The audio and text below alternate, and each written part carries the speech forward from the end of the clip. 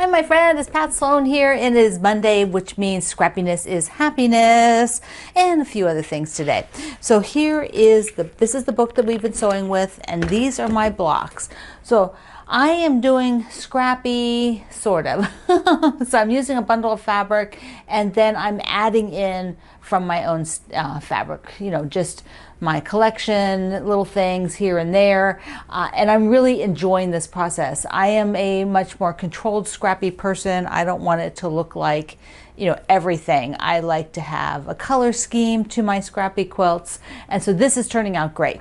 Today we have a tiny block, and here I'll show it to you first, and then we will go to the other side and look at the look at a little bit of how I thought about the color. The Spare Squares is a little block, and it has some little spare pieces you might have around. So here is the page in the book, and then a whole quilt that Lori made with it. Is there a second page? Yeah, so there you can see. So these are they're small blocks. So we don't really need very much. I'm going to go with the light background with this one again, sort of like I did that giant block that had all the little scrappy pieces. I'm going to go lights. So let's see. And there's no lights in the fabric line that I'm using. So the lights have all come from, well, there is the bee. The bee is the only one. The other lights have come from the things that I've been adding from my own stash. So I think, I mean, here's like ones I've used so far. I could throw in some of the polka dot too, because, you know, this the smaller one. I actually had some of a bigger one in this stack as well. Over here, let's see. There's the bucket. And then the actual chain part of this, I don't really have, I haven't been really keeping little scraps because I'm just cutting exactly what I need. So what I'll do is, I'm thinking to maybe do a little bit of blue with it, but let's see, maybe blue and yellow. So if I take the blue and yellow stack, and I need like 2, 4, 6, 8, 9 different pieces from the blue and yellow stack. Like here's some words that might be cute in the middle, and then just alternate the little chain part with blue and yellow. So if I did, I would just need 4 yellow and 4 blue. So if I just sort of made piles like this, like I don't really need the big print, it's just some of the smaller ones. And then maybe not repeating the same, like not repeating the same pattern next to each other. So I'll put that one here, this one here, and then one more. So I'll do the yellow gingham, because I got the blue gingham, do the yellow gingham, and then the dot there. So that'll be my groupings. I will do one from each of these, and then the center. And then I have to use the lights, I'll have to use a couple pieces. So I thought I'd show you how my edges look that I've been cutting from. So, you know, instead of cutting just a strip down here and having all this that I'm not sure if I'm going to use, I just cut out, you know, things that I need. So now that I have to cut a small piece, I can just come over here and cut it because it's not enough.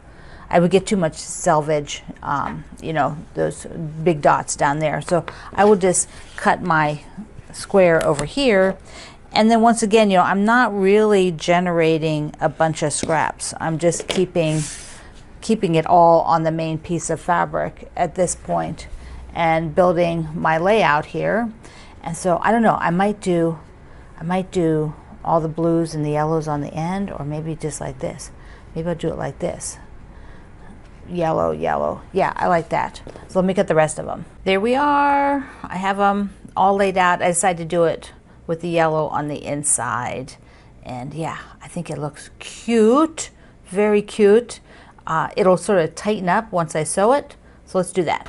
So while I'm here cutting at the table, I've really been dying to try a block with the some of the horse fabric. So these are the style. So some of them, well, here's upside down. Some of them are, they're all very directional. All the horse fabrics are very directional. Here's another one, a little bit modern take. I've got all these kinds. And I am going to, what I decided to do was plan from the Jolly Bar 4 this one, we're doing the sampler from now. I liked this block that we did, this Whoopsie Daisy, because it gives me some big space. It also gives me the counter fabric or the companion fabric big space, because it needs something with all these different fabrics to kind of keep your eye balanced. So I tested one block. Let me show you. It's not sewn yet, but it's laid out. So here is that block. So I am thinking this is, I love it. It's very cool. So I've cut out the fabric from the other print, which is a more traditional looking horse print. And so let's see how that looks. And I fussy cut the direction. Now, you know, all the blocks are twisted and turned, and I'm just sitting here thinking, do I really want to plan them out that well so they all are the same way? And I'm thinking, no. Each block I might, you know, rotate some of them, whatever. I'm just not going to be that particular, because it's going to be something that's used and not hung up. So here is the vertical. But I do want to keep vertical and horizontal, like each block will be all the pieces in it directional. And if the whole block is rotated, that's fine. So here's the other. Look at that. Look at that. So this green, I think, is really going to sort of hold everything together, because it is then, you know, it creates a chain. So you can see it in the light, it creates a chain. So this green will create a chain with all of these blocks. So I'm going to put these back on top, and then we'll cut a second one of each of those green. And then I can sew this while I'm sewing other things. But yeah, okay. So these traditional colors, they're going to be tougher in the long, you know, they're going to be tougher. So I may try to like balance in the groupings as I'm building, you know, 4 of them together for the chain, build some like the less traditional fabrics, and then some with these, you know, more image based, you know, they're really like, they look like horses. Look, my great niece also has a kitty. Somewhere there was a kitty in one of these prints, but I just cut what I needed so that I can preserve the rest of the fabric. That way, I'm sure I will be giving a lot of this fabric to the charity group, so then they will have a nice big chunk. They won't have, you know, too much crazy edges on them or anything like that. All right, so let me cut those other ones, and I will sew one of these up as well, because I just want to see it sewn. They always look so different when you get them sewn. They sort of tighten up like this and become, you know, well, it's the final thing. But without the seam allowances and all that, they really do. It really gives you a much better feel when the block is made. So I think these are going to be good. So first, how do you think those blocks turned out? So here is the more modern fabric, and here is the traditional fabric horses. I think this is a cool block.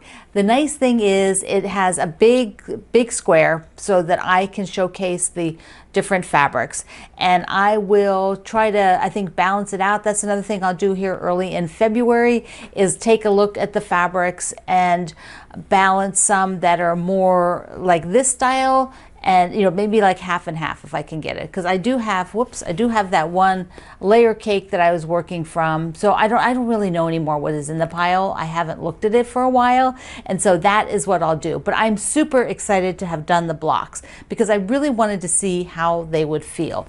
Now the ones that have really a lot of imagery like this, you know, this is just the way they're going to look when you cut them up. They have a lot of pattern to them. And so using something very tonal like my Harmony, this green is my Harmony wide backs, and you can use the wide backs for fabric too. So, you know, I have big sections that, you know, not every quilt I make needs the exact, you know, width of that wide back all the way across. So I do have some nice big chunks, which is what I'm going to use for this. So use it up. And I did that one purple crumb with the wide back too, so you saw it like a whole finished quilt that way. And then the little block, that's our little block today, is, I believe it's under the mushroom. So I believe it goes like there. And so I'm going to double check that. But if it is under the mushroom, then I am going to sew those two together, because that darn mushroom, I have been so afraid that I am going to lose it. Every week when I fold this all up, I try to be very careful, put the mushroom actually on the very top so that when I open it all up to put it back on the wall, I don't misplace it. I know, I have this crazy fear I'm going to misplace that little mushroom. But now when I sew them together, then it's a bigger chunk, so I won't lose it. I have one mail call. This is from Deborah in North Carolina. She sent me this super cute little gnome card. And you're going to love this. You are going to love this. Norm, Nanette, whoops, get it on my thumb there. Norm, Nanette, and you know what's coming. Baby Bob. Look at these. Look how darn cute they are. So cute. She says I can fluff them with my fingers. But look, Nanette has a little butterfly. Isn't that sweet? Oh, and they're braids. See? Like she's got little braids. They are darling. Mwah. Thank you so much. All right.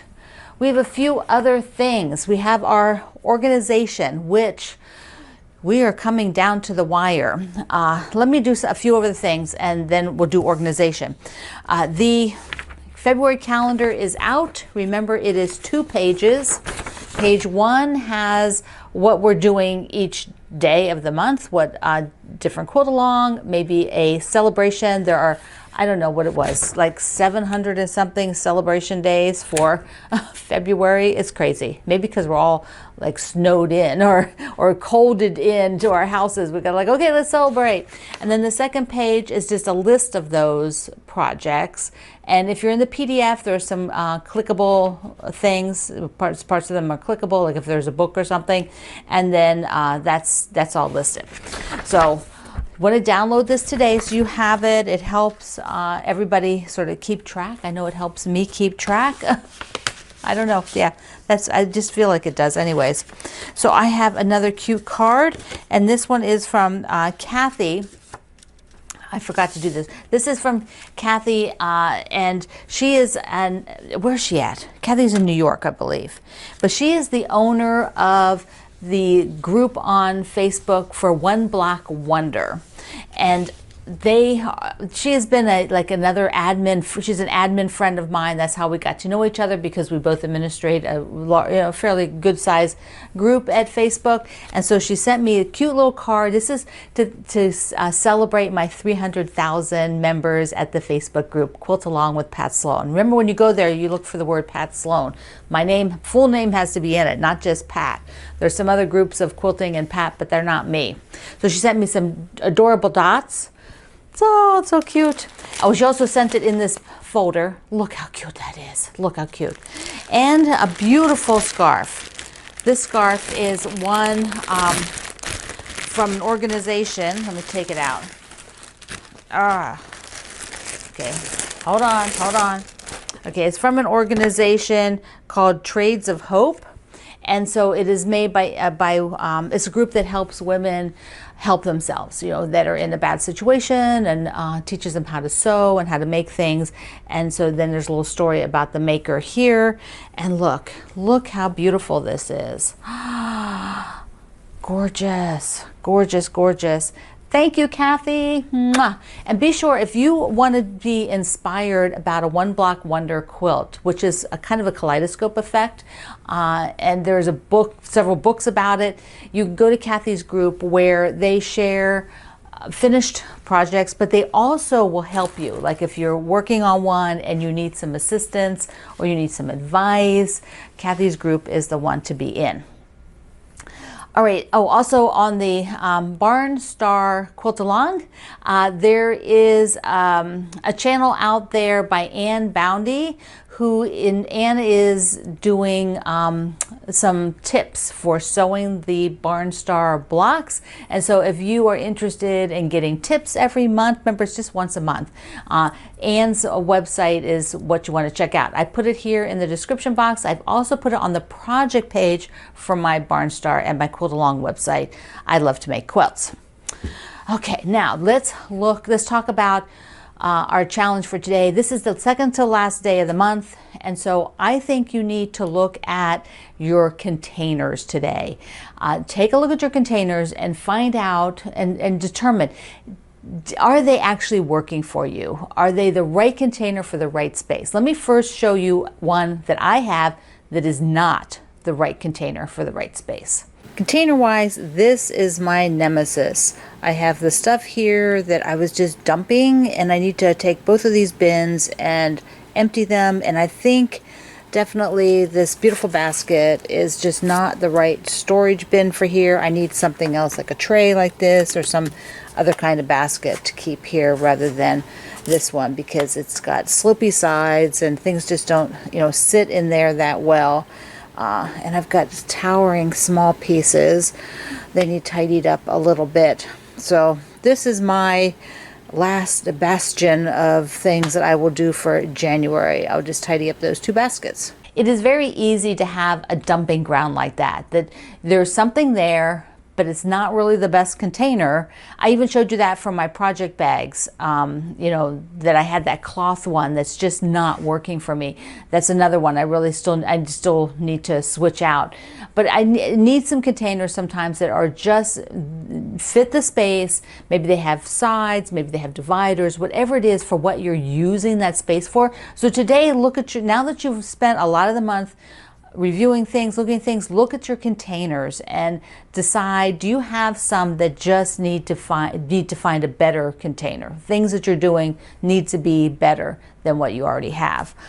So that's what I'm going to do. So I'm going to wrap up my month with getting those, and probably the other one, whether I have to order something or whether I have one here that I can repurpose over. I will do that because I want to kind of wrap those things up in a big bow. Tomorrow is the last day of the month, so for organizing, it's like we did a lot. So I hope tomorrow you'll be ready to share some successes that you had during the month of organizing. So put your thinking cap on for that. Maybe take a picture or 2 so that you can share it with us, or at least tell us in the comments. Okay, Scrappiness is happiness. You got a little block. He's little but mighty. These are little pieces. And then I am going to do the horses with this block from the Jolly Bar 4 book, which is the one we're doing the sampler. Okay, and organizing your project bins. Determine if they're correct. All right, I love you. Mwah. Thank you for being here in the Sloan Zone. I will see you online.